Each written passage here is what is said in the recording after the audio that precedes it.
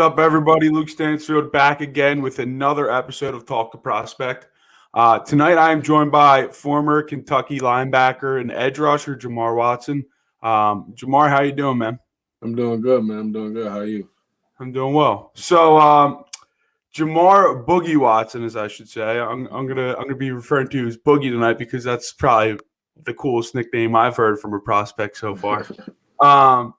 Boogie is a 6'3", 245-pound linebacker and edge rusher from Brandywine, Maryland. He came out of Bishop McNamara High School in Maryland. And yeah, man, so just I appreciate you coming on and giving me your time tonight. I'm really excited to kind of learn about you as a player, as a person, and see what the future has in store for you. So I guess we can get kicked off right away with some questions. We'll go questions, then I'll read some of your stats off from your last two seasons, and then we'll go over 4 film clips that I had picked out from a game last year. So yeah, let's get started with some questions. So, I mean, how's the postseason been treating you, and what have you been doing to prepare for the 2021 NFL draft? Man, postseason's been good. Had a bowl game in Jacksonville, Florida. So right after that game, came down to Deerfield Beach to get ready to start training. So it's been a good few months. So it's been a month so far. So it's been a good month training. Been working that pretty much every day, trying to get my 40 down, pack, trying to run a good time, get my body looking right. So when pro day comes, I impress the scouts. Yeah, I mean, Deerfield Beach probably isn't a bad place to kind of be relaxing, right? Oh yeah, it's easy to wake up and go work out when you see palm trees and sunshine on. Yeah, exactly. We actually got pretty heavy level snow back in Philly, so we can't really say the same right now. It's pretty cold and snowy out here. I'm from Maryland. So my family's in the middle of a snowstorm right now. So I know. Oh yeah, we're back in Maryland. Back in Maryland, yep. Yeah, man. I'm a snow guy, but sometimes it gets a little too much for me. Yeah, definitely. So another question that I like to kind of ask everybody, what really motivates you and as a player, and then on top of that, what does being coachable mean to you? I would say what motivates me is just watching myself grow and get better each day. Watching myself be able to take the weaknesses of my games and try to make them strengths. Try to work on any of my deficiencies that I have the day before, and have the chance to turn those into the positive the next day, and something that motivates me. You're trying to get 1% better each day. And then I would say being coachable. I would say being able to take constructive criticism. Being able to take the message without the tone, and not having answer for everything that you're getting coached upon on. Being able to accept coaching and be a sponge to what's being said to you.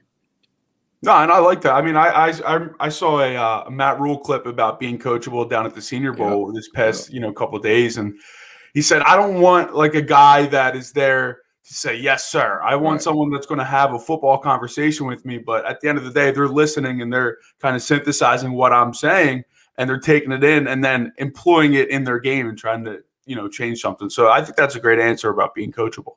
Definitely. I saw that clip too. Yeah, it was pretty cool. The way he was kind of treating like everybody like he was like on the Panthers already, and it was like this dude's here to coach, not to be like a scout the whole time. That was pretty cool. So I know you already talked about that 1% getting that 1% better every day, and it kind of ties into this next question is, give me the biggest strength, and then also give me the biggest weakness of your game. Right. I think the biggest strength of my game is probably my versatility. I think I have the ability to rush the passer, drop in coverage, play in space. So I just think my versatility as a linebacker, I think I can play inside linebacker, outside linebacker, pure pass rusher.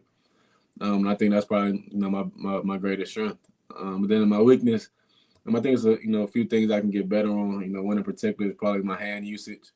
Whether that's taking on blocks, in the hole, shocking and shedding the blocker, or on the edge, as a pass rusher, beating the tackle's hands, usually gives you a chance to beat the man. So I think my hand usage in general can be better. Yeah, and I like to bring up the versatility. I was watching your film from Ole Miss, and it seemed like it was sometimes it was hard to find him. Like, where's this dude at? And because you were playing in so many different spots on the field, and I finally was like, all right, he's wearing a white arm sleeve, Right. so I'm going to look for that white arm sleeve every play, and I'm going to find Boogie. And I mean, you were playing outside, you were playing inside, you were playing pure pass rusher, you were covering guys in the slot. And I thought that was really impressive. But yeah, like I said, I couldn't spot you sometimes because I'm like, where is this dude? I'm like, oh, there's the arm sleeve. There he is. Definitely. So my next question, and it kind of ties into what you just brought up. I mean, we're kind of on a good path here. So what do you think are the most important intangibles to possess as a linebacker or edge looking to excel in the NFL? I know you brought up hand usage, and I know you brought up some other things, but what are like the instinct intangibles that you really think, you need to possess to kind of excel at the next level? Right. I mean, I think going forward in 2020, and beyond, NFL is kind of moving, away from the big, strong, stocky linebackers. They're moving to, guys who are a little slimmer, a little faster, guys that can move sideline to sideline. They can play in space. They can cover, these dynamic tight ends that's been trending in the league. So I think you have to be able to play in space. You have to be able to move sideline to sideline at very high speed. Then I think you have to be able to strike blockers, strike, running backs, because there's a lot of good backs in the league. They don't really go down easy. So you have to be able to be strong enough, to play, take on blocks and take down these backs, but also able to move in space.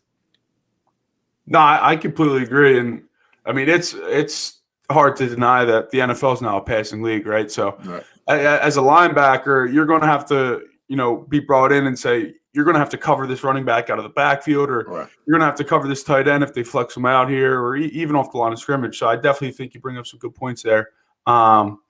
I mean, you look at guys around the league now, especially in the linebacker position, and then you compare them to, some of the best linebackers 10, 15 years ago. It's just like a lot different. These guys are so much different. So much different. Like, I mean, you look at like the Levante David and Devin Smith, and then you compare them to like a Brian Urlacher. It's like both are really, really good in their era.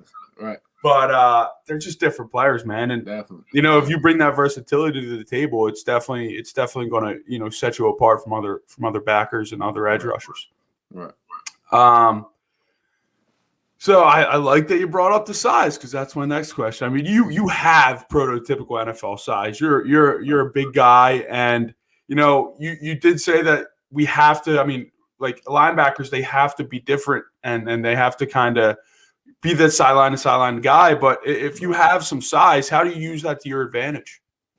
I think the best thing for me personally is getting to a weight that's big enough but also fast enough. It's a balance that you have to find that's unique to each person. And I think I'm finding that balance now. Doing my training out here. Finding a good balance of being able to run fast every day, but while I'm also getting strong. So I think just finding that balance of being big enough to hold some weight and be strong enough, but also being able to keep your speed at a high level. What do you think? What's your most comfortable weight, you would say? Where's your happy medium? 245. I'm a happy medium, definitely. Yeah, I mean, that's pretty big, man. I couldn't imagine if I sit at like 215. I'm like, whoo, yeah. I feel big. I imagine being 245. I'd be like, ooh, I can do anything. All right, so now we're going to get in a little bit more personal stuff in regards to like your college career. So for the next question is, playing in the SEC, you've had some really competitive opponents, whether it be players or teams in general. So what would you say is the biggest win of your career, and why would you say so? I would probably say the biggest win is either probably this past season, 22 season against Tennessee. We won at Neyland Stadium. That's the first time Kentucky's done that since 1984. So all week, well, ever since last two seasons, we've had bad losses to Tennessee. In the 2018 year, we were really good. We had lost to Georgia the week before for the East title, and went down to Neyland, kind of laid an egg. Didn't have no energy. It was probably our worst game of that year. And then the following year, when they came down to Lexington in 2019, we lost in overtime. I mean, on the last possession, not overtime, last possession. Came down to the last possession. So we had 2 bad losses to them. So going down there this year, Coach Stoops had us fired up all week. We knew the momentum that we could have. We pulled that game off. So, yeah, that'll probably be my biggest one of the career. So that just shows your competitiveness and your memory, because you kind of know what was happening the past 2 years, and you wanted to get them back right before you were out of there. So that's good stuff. I mean, so at the next level, what do you think? And I know it's hard because you don't know what scheme you'll be playing in, or whether it be 3-4, 4-3.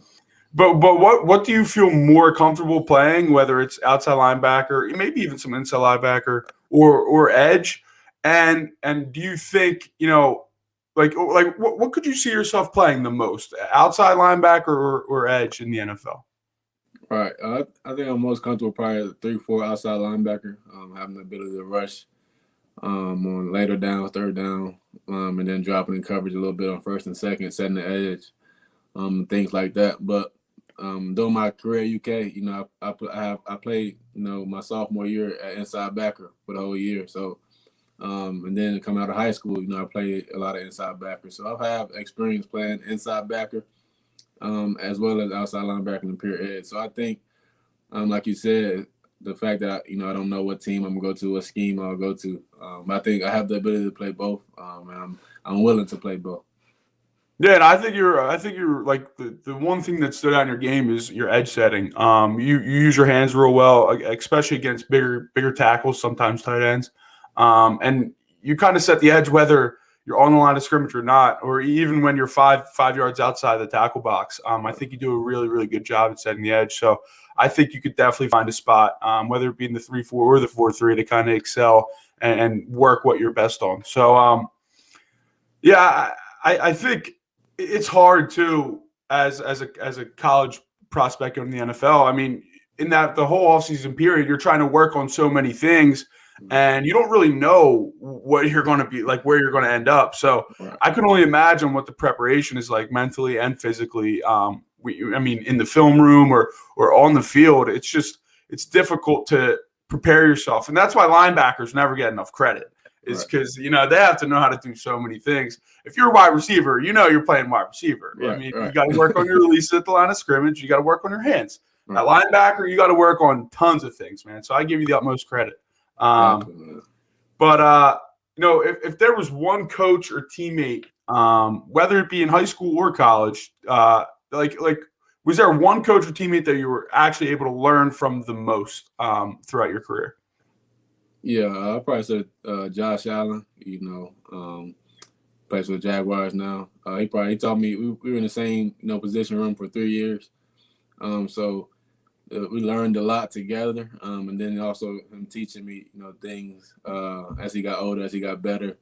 He was able to teach me a lot, from a pass rush standpoint, outside linebacker standpoint, and then within the scheme itself, he was able to, help me take my knowledge of, the scheme we had at Kentucky to another level. And then even since he's left Kentucky, he's able to teach me, tell me things that, I might run into at the next level, and things to prepare for. So I would definitely say Josh, has taught me a lot.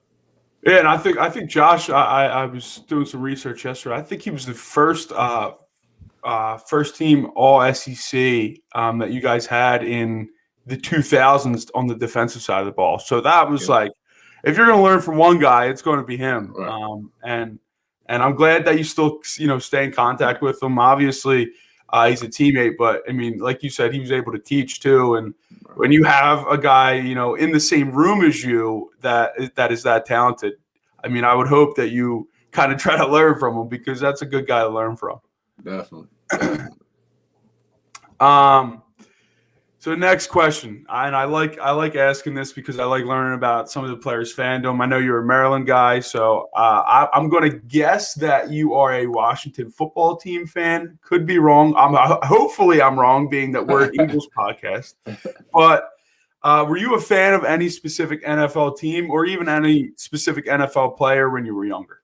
Well, I wasn't necessarily a Redskins fan. Of course, I wanted them to do well. They're the hometown team, but for me, it was the Saints, and the reason was because my favorite player growing up was Reggie Bush.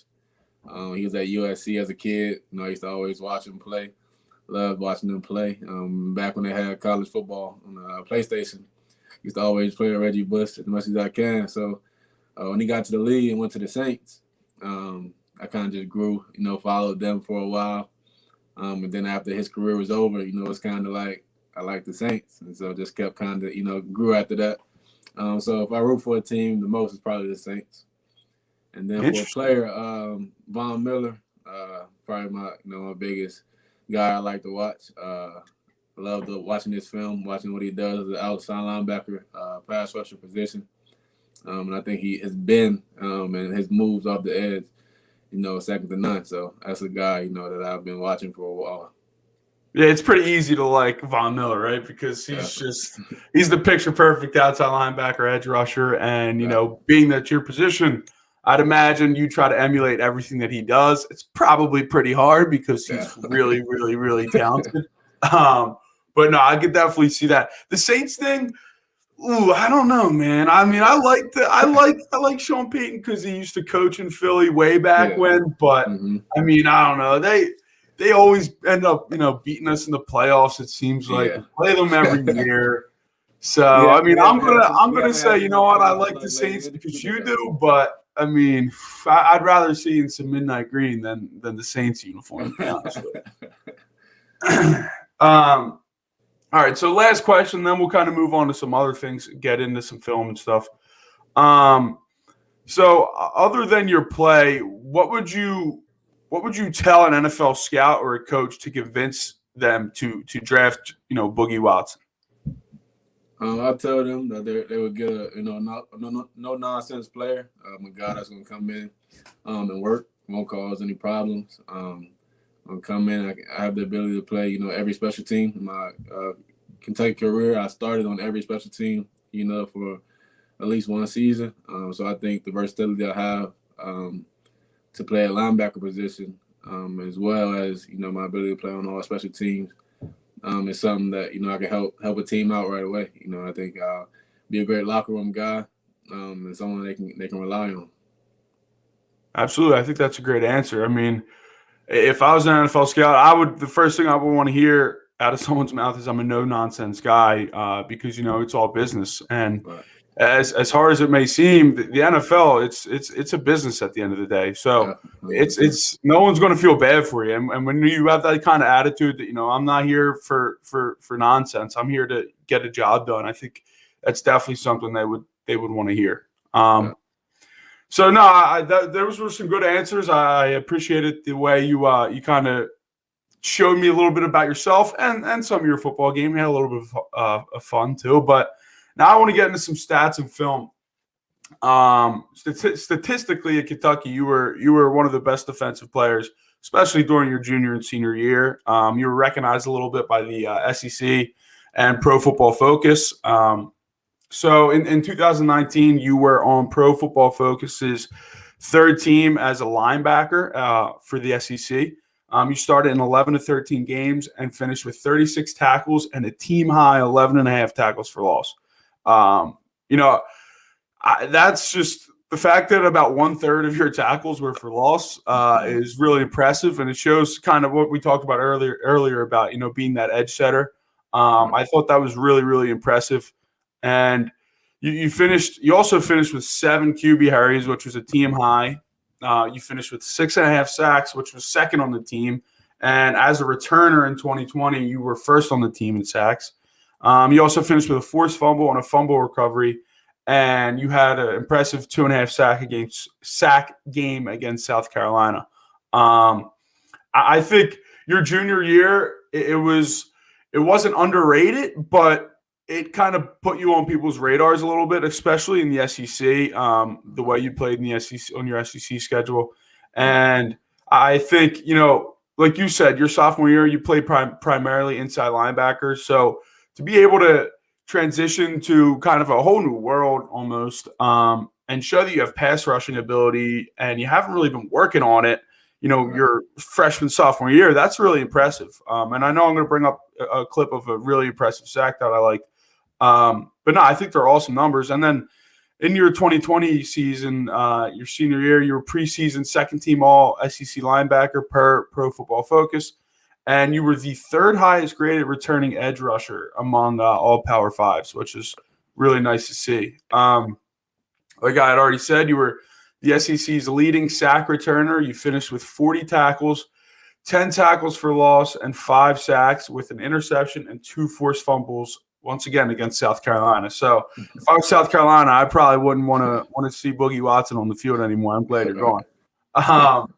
But, I mean, once again, about a quarter of your tackles are for loss, and that's really impressive, man. I think, the tackle for loss, that's a stat that's underappreciated to me because, I mean, I don't think people put enough emphasis on it. You're literally moving a team backwards and, in down and distance scenarios, that's exactly what you want to do. And I think, Von Miller is one of the best at racking up tackles for losses, and I could definitely see why you try to beat him a little bit. But sometimes as an outside linebacker, it's hard that sometimes you'll run yourself out of the play, but I don't really think you do that. I mean, I see a lot of outside linebackers that kind of do that at your level. I think you have enough composure, and I mean, you just really set the edge real well. I mean, you anchor down and you'll put one arm out and you'll sit at someone's shoulder, man. And I have a clip too showing it, but I think it's really impressive. And then, so altogether, you finish your career with 107 tackles, 28.5 tackles for loss, 18.5 sacks, an interception, 4 passes defended, and 6 forced fumbles. And those forced fumbles numbers, that's pretty impressive too. You finished with 3 in your junior and senior year together. So I'd imagine the other 3 came your freshman, sophomore year, maybe some special teams plays like you talked about. But no, I really think those stats are pretty impressive. And, I mean, what was it like? We talk about this tackle for loss thing. Why do you think that's one of your strong suits? I mean, we already talked about edge setting and stuff like that, but let me hear from you. Like, why do you think you're such a talented outside linebacker in the tackles for loss department? I think in my career, a lot of my tackles for loss have come from me knowing what plays coming, specifically run plays. In the SEC, in college football in general, there's a lot of tendencies that kind of hold up throughout the game. Once you see a team come in, with their set run plays or their set, play concepts they want to, get done against, our scheme of defense, you kind of watch those plays, repeat themselves. So after a while, you see a tight end, his alignment in the backfield, and then a split zone. You can cheat the play. You can steal your play. So I think I was able to steal a few plays in that way. That created tackles for loss. Yeah, absolutely. I mean, it seems like you're a big studier of film, and I mean, I just know from playing at the high school level, and that's probably one of the lowest levels you could play at, where you watch film. It's like sometimes you could just steal a couple plays, like you said, because you literally know what's coming. And sometimes you get that right guard leaning a little bit, and you're like, "Up here comes he's pulling. Here it comes." You fill the hole. No, that's awesome. So now we're going to get into. I have 4 clips, all of them from your Louisville game in 2019. I felt like you played really well in that game, and I think that's kind of when you kind of burst on the scene a little bit. So that's why I felt like it was kind of a good game to go over. So I got 2 views where I got the front and the back. So hopefully we'll be able to break some of this down. So here's a nice play. You're lined up outside of the hash on a flex receiver. And this is kind of the edge setting thing that I was talking about. You can kind of set the edge from anywhere. Right. And I'd imagine, you get some pre-snap motion. So you kind of, like we just talked about, the film, you kind of know where this play might be coming. So that's why you jump inside and make the play. So kind of walk me through this play and yeah, explain how you were able to know what was coming and kind of respect the fact that, you had to be the edge setter here. Right. Yeah. So for me against Louisville in 19, as you see, a lot of their offensive plays, Tutu Atwell's in the slot. But when they like to run the ball, they don't want to put Tutu having a critical block like that on an overhang defender. So I knew once he was moved to the outside and they put Dez Fitzpatrick, a bigger receiver in that slot position, there was a higher chance that the outside zone was going to come in that direction. So once I cleared, made sure it wasn't play action, I was able to shoot the gap, knowing the tendencies were holding up. Nah, that's all. I mean, that just the fact that you were able to go back a year and a half, no names, and no plays, that's pretty impressive. That just shows that you're pretty much a student of the game, and that should be impressive to any NFL scout, that you were able to kind of break that down from a year and a half ago. It was pretty impressive. But yeah, I mean, it's hard as a linebacker, and I keep saying it, but it is like there's so much more that goes into a play, because you have so many responsibilities. And, I really think that if you're able to have that much background knowledge of the game of football, and then you have enough talent that you can translate it to the actual play, I think it's just a perfect match between the two. It's like linebacker is the quarterback of the defense. So right. Yeah. Linebackers, to me, they don't get enough credit. But so here's another play. It seems like they ran a lot of pre-snap motion, and that kind of, I feel like, maybe helped you as a linebacker. I know you were a little frustrated after the play because you may not have made the perfect tackle, but dude, you made the play. But I see at the end of the play, smacking the ground a little frustrated. Yeah. But you come downhill fast here and you deliver a pop. I think this is one of your better plays in this game, strictly because of you respect the outside leverage, then you come crashing downhill, and really kind of light this dude up. And so I guess just walk me through this, what you were able to see and how you were able to get down the line so quickly. Right. Yeah. So you can see me pointing over, letting the guys know that Tutu was going in motion, based on the way his feet were aligned. But then they're running outside zone. That's their big thing is outside zone. So for them, they want to get us up front, running sideways. They want to get us moving sideways and allow their running back to find the crease off of that. But I think the way you be outside zone is kind of getting penetration, getting vertical. So once I knew. The coaches always say, set the edge on the ball. That's not necessarily the blocker. So once I saw that, I could come all around the edge and set it without going lateral, no more. I was able to set it down and set the edge earlier instead of running to the sideline. So once I saw that, I was able to get off the block and, try to make the play. It's raining out there though, so I slipped off a little bit. No, man, that was a really impressive play, and we've been talking a lot about edge setting. I had already said earlier, sometimes you can kind of see edge setters get up the field a little bit too much and take themselves out of the play. I think you did a perfect job. You kind of ripped through, stayed on the heels of the offensive lineman, and that's as deep as you have to get, really. And you kind of come crashing down the line and make a really, really impressive play. So now we'll get into a little pass rushing rep.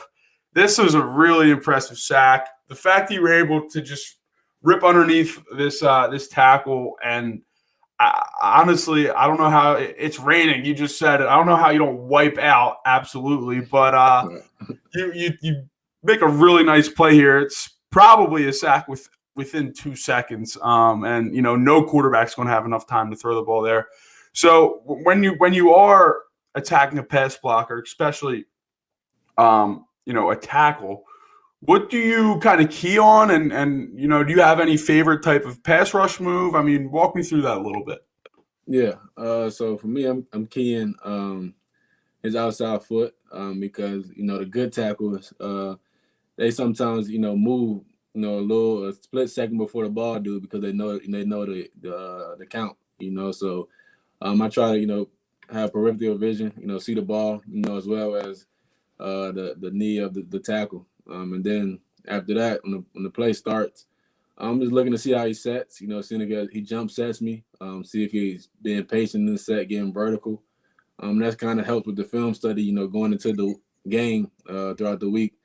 It's good if you can, pick that up, before you in the game rushing against him. So, kind of what moves will work against him, what kind of, isn't a good move for that certain tackle. No, absolutely. I mean, this guy, this tackle didn't really jump set. He kind of slow played a little bit. And you just said, I'm going to go and beat you with my speed. And, that was a really impressive pass rushing rep. So last clip here. I really like this play just because it shows that, you're patient and you don't really run yourself out of plays. And that's the biggest knock on guys coming out of college is, yes, they're aggressive, but sometimes they're way too over aggressive. And I think you couple aggressiveness with the ability to just sink your hips, sit, wait, and make a play. And I think this is a really nice play. So kind of just walk me through what you key on, pre-snap and during the play, especially at the outside linebacker position when you don't really have your hand in the dirt.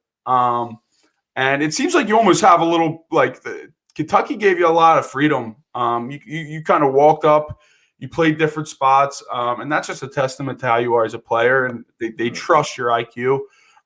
So yeah, just walk me through. I know sometimes some of these plays don't seem that special to the outside eye because it's like, oh well, if he doesn't make that play, then I'm like, yeah, well, he did make the play, and that's what you need. You need guys that are just going to do things that are going to help your team.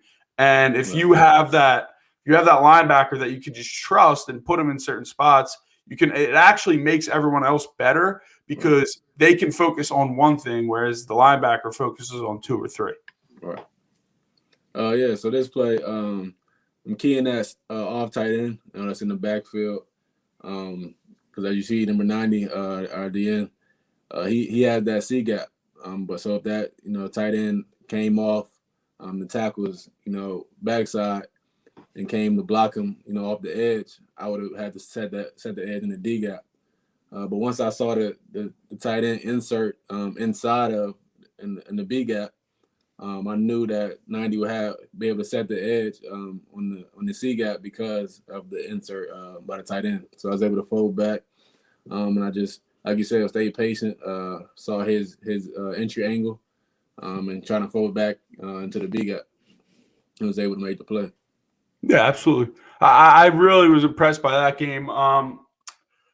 We didn't have as much film from you this year, or else I would have kind of dove into some of the stuff you're doing this year. But I did watch the Ole Miss game, and like I said, sometimes I really couldn't even find you around the field because you're playing so many different positions.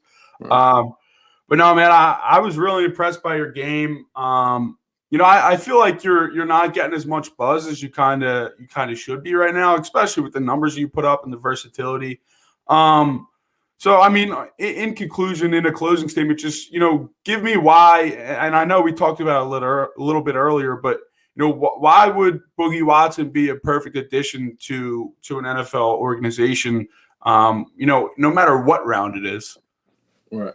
I think I'm not, like you said, not getting as much buzz as, as some guys, but I think that's because of my game. I'm not a flashy player. I don't do nothing flashy. I just make the routine plays. I think I'm a player that's going to come in and make the routine plays. A guy that's going to know the playbook very early. It's going to study the playbook and be detailed in his approach into the game. I think I'm a detailed player. I like to do exactly what the coaches want from me, and then even beyond that, even things that I see, I'm able to make those plays based on my football IQ. So I think a team's going to get a high IQ football player, a guys who come in and put in the work. It's not afraid to compete for a job, and I think it'd be a good thing for whatever team takes a chance on it. I completely agree with everything you said. And I real quick, one more question. I love asking it because I like just to see I mean, especially in the SEC, you played some great competition. Is there one player that you thought was like the most impressive player that you were able to kind of handle and contain a little bit? I know Georgia has had some, extremely good running backs. What is one player from the SEC that was your toughest opponent, but you were able to kind of deliver a little bit? Man, I can't even do one player, man. I can't. All right, give me a team then, or give me like a position group or something. I'm gonna give you a couple players. Right. I'm gonna go with Najee Harris and Devontae Smith from this past season. And then back in 2017, Najee, Sony Michel, and Nick Chubb. Those two guys when I was on the field with them, it was crazy, man, how hard they ran, how they played. That was kind of my first year really getting, action as a backup, but I was in there, first few drives of the game, and I had to tackle those guys. I had 2 tackles, on Nick Chubb, and it's like, yeah, this guy's a real deal. So I would say those 4 guys is probably the best guys I've played against. And then out of conference, Lamar Jackson, had to throw him in there. Because seeing him live was crazy. Did you ever play him in high school too? No.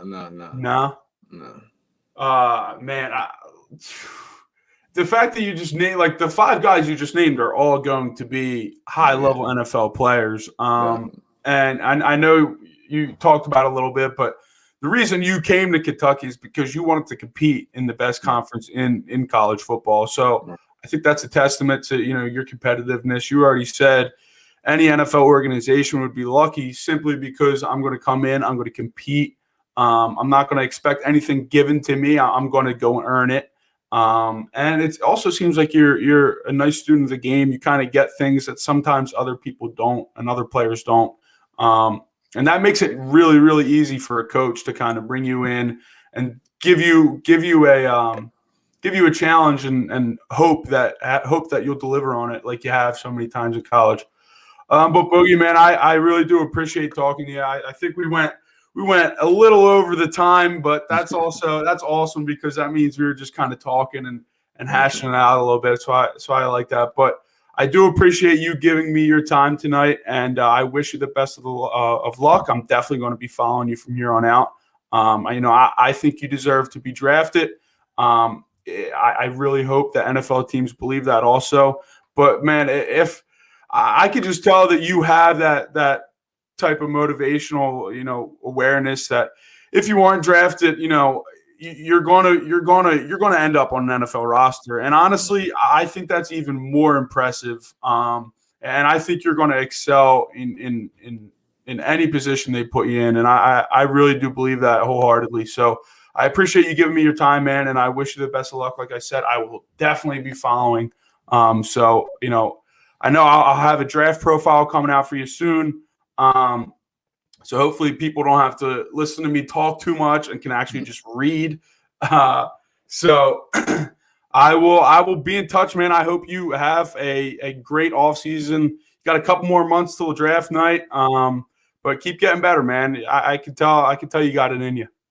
Definitely, man. I appreciate you giving me this opportunity to have this interview on this platform, man. Thank you for the opportunity. Absolutely, man.